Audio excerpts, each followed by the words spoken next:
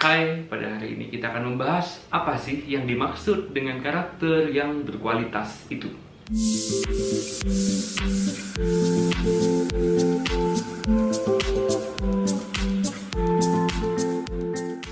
Hai teman-teman semuanya, kembali lagi dengan Andi di sini. Hari ini genap 14 hari alias 2 minggu sejak hari pertama di mana saya memutuskan ingin melakukan sesuatu hal yang positif di tengah kondisi pandemi ini.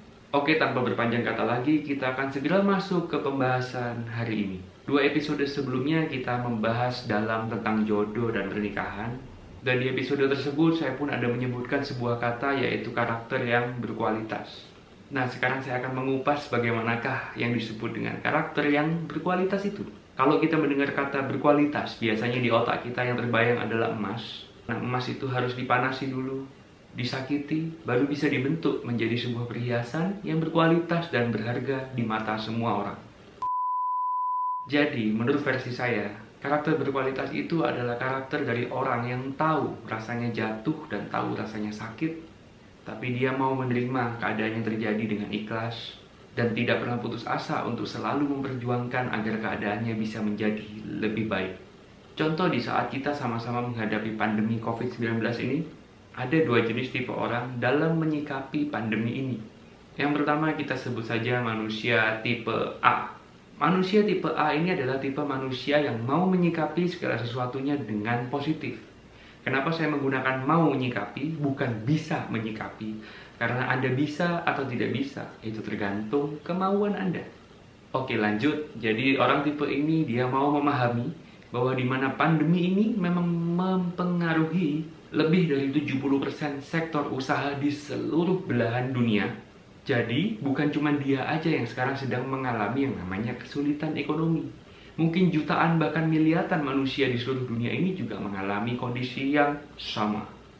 Jadi orang tipe seperti ini dia tidak melakukan denial, tidak melakukan penolakan terhadap kondisi yang terjadi dalam hidupnya. Dia mau menerima memang kondisinya seperti ini, oke saya terima dulu. Lalu step berikutnya adalah dia mau mensyukuri berkat-berkat kecil yang ada dalam kehidupannya dia. Dia mensyukuri masih diberi kesehatan di saat di luar sana masih banyak orang yang sakit. Dan mensyukuri sekarang dia punya banyak waktu luang, di mana sebelumnya mungkin dia merasa terlalu letih bekerja.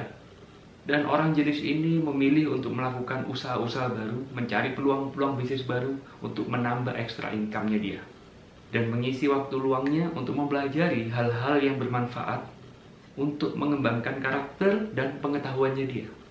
Jadi hingga tiba waktunya dunia sudah kembali normal semuanya, dia pun sudah dalam kondisi yang siap menyambut terbukanya ekonomi itu lagi. Dia sudah siap untuk bersaing lagi di dunia bisnis dengan semangat baru, motivasi baru, dan pengetahuan baru. Lalu ada tipe manusia yang berjenis B. Manusia tipe B ini dia memutuskan untuk menolak atau denial akan suatu kondisi yang terjadi dalam kehidupannya dia. Dia akan berusaha untuk berkomunikasi dengan teman-temannya dan hanya mau mengucapkan hal-hal yang sia-sia. Contoh perkataannya adalah, waduh, coba misalnya gak ada covid ya. Coba misalnya corona jika ono ya. Uripku gak kayak gini, hidupku tidak sesusah sekarang. Atau mungkin juga dia berkata, coba dulu seandainya pemerintah negara A bertindak seperti ini. Coba dulu seandainya negara kita bertindak seperti ini, seperti itu. Mungkin sekarang gak sesusah ini. Kenapa kok saya bilang itu adalah perkataan sia-sia?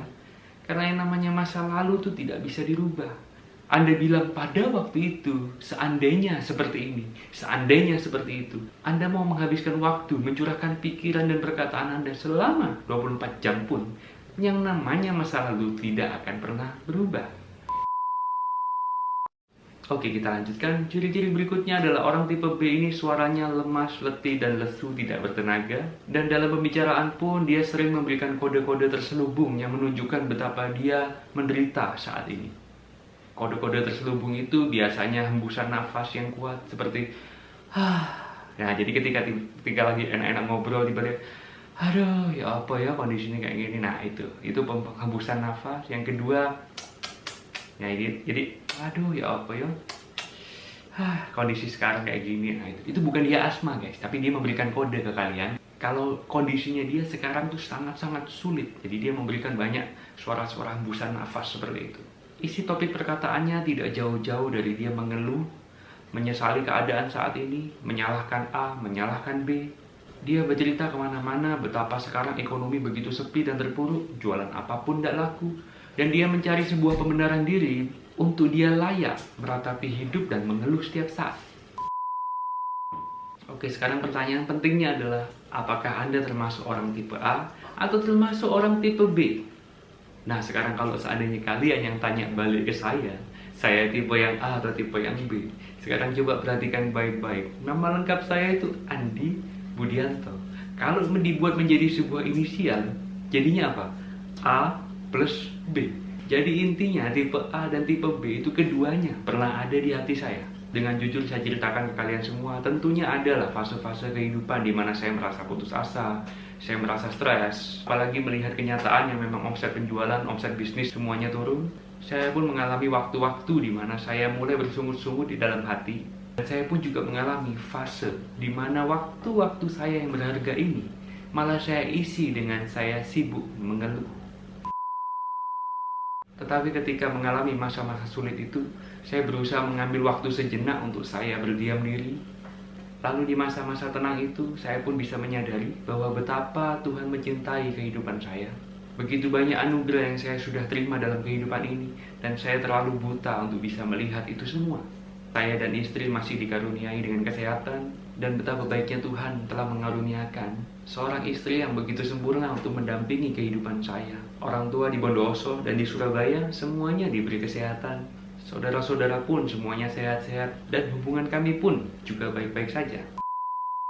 Lalu sejak saya berhasil membuka mata untuk bisa mensyukuri anugerah Tuhan itu, saya mulai memaksa diri saya untuk hanya mau mengisi pikiran saya dengan hal-hal yang positif. Saya hanya mau nonton channel-channel YouTube yang isinya informasi-informasi berguna, motivasi-motivasi, dan berbagai hal-hal positif lainnya. Semua akun-akun Instagram pun yang isinya menyebarkan kegelisahan, kekhawatiran semu, ketakutan-ketakutan semu, semuanya berhasil tak-unfollow.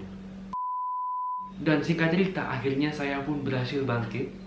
Di hari kebangkitan itu, saya menemukan lagi sukacita di hati saya.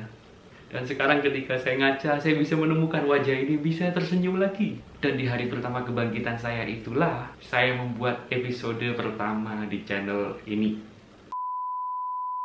Jadi inti dari pembahasan kita hari ini adalah, jika seandainya hari ini Anda jatuh, jika seandainya hari ini Anda berbeban berat, jika seandainya hari ini Anda mengeluh dan hampir putus asa, itu semuanya normal sebagai manusia biasa.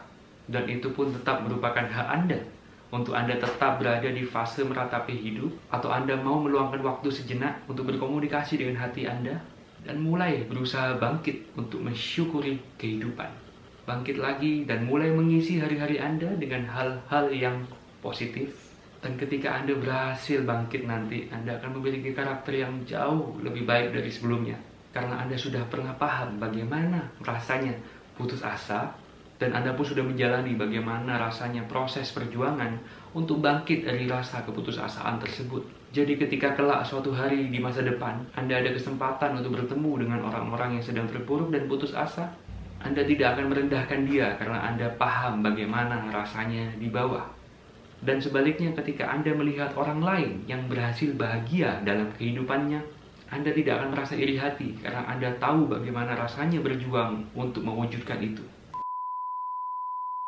Oke, sekian episode pada hari ini. Terima kasih buat teman-teman semuanya yang sudah nonton video ini dari awal sampai akhir. Semoga apa yang saya sampaikan ini bisa bermanfaat untuk teman-teman semuanya. Dan saya juga berdoa semoga kalian semua selalu sehat dan bahagia senantiasa. Oke, sampai jumpa lagi di episode berikutnya.